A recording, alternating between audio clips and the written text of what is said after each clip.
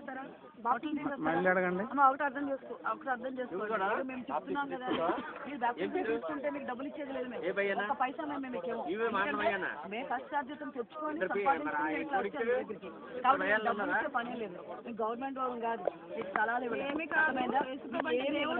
యేసు ప్రభు దేవుడు అని మీరు నమ్మితే రండి, ముందుకు రండి.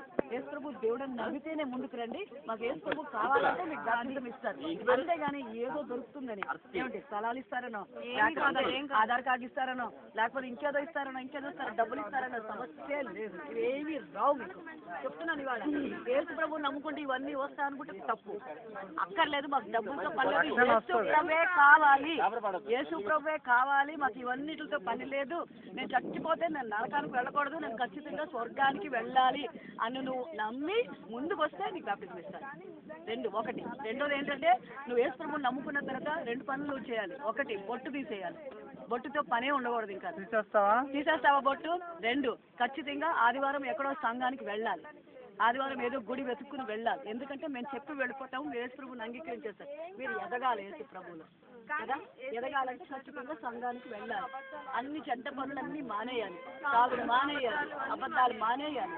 ఏమా గుడుంబ తాగుతారు కదా, అదంతా మానేయాలి. ఇప్పుడు చెప్పండి, ఇవన్నీ మానేస్తానంటే అడుగు ముందుకు వేయండి, యేసు ప్రభు మిమ్మల్ని పట్టుకుంటాను. ఇప్పుడు చెప్పండి, ఇప్పుడు ఆలోచించండి. ఏమండి, స్వర్గం ఒక్కటే కాదు, కానీ స్వర్గంతో పాటు మీరు చేయాల్సినవన్నీ ఇవన్నీ చెడ్డ పనులు మానేయాలి, అబద్ధాలు మానేయాలి, బొట్లు తీసేయాలి. దేవుళ్ళు దేవతలు ఇంక దేన్ని పూజించకూడదు. ఆకాశం వైపు చూసి నమస్కారం చేయకూడదు. భూదేవి మొక్కకూడదు. లేకపోతే ఏదో ఇంక దేన్నో పెట్టుకుని దానికి నమస్కారం చేయకూడదు. యేసు ప్రభువే దేవుడు. యేసు ప్రభువుకు తప్పించి ఇంకొకరికి నమస్కారం చేయడానికే వీల్లేదు. అలా చేశారు అనుకోండి, 2 పనులు జరుగుతాయి. అలా చేశారు అనుకోండి, ఒకటి మీరు శపించబడతారు, ఒకటే ఖచ్చితంగా నరకానికి వెళ్ళిపోతారు. మీ జీవితము ఖచ్చితంగా మంచి చెడు మీకు వివరించాలి. యేసు ప్రభువుని నమ్ముకుంటే మీకు ఏం జరుగుతుందో వివరించాలి, చెడు కూడా వివరించాలి. ఈ రెండిట్లో మంచి కావాలా, చెడు కావాలి. ఒకటి, యేసు ప్రభువుని నమ్ముకున్న తర్వాత కష్టాలు వస్తాయి. కష్టాలు లేవు అని కాదు, భయంకరమైన కష్టాలు వస్తాయి. నిలబడగాలి, యేసు ప్రభు మీకు తోడుగా ఉంటాడు. ఎంత భయంకరమైన ఒంటరితనం సరే యేసు ప్రభు మీకు తోడు ఉంటాడు అని నమ్మకంతో యేసు ప్రభు నాకు కావాలనుకున్నవాడు ముందుకు రండి. అర్థమైందా? తీసుకుంటారా?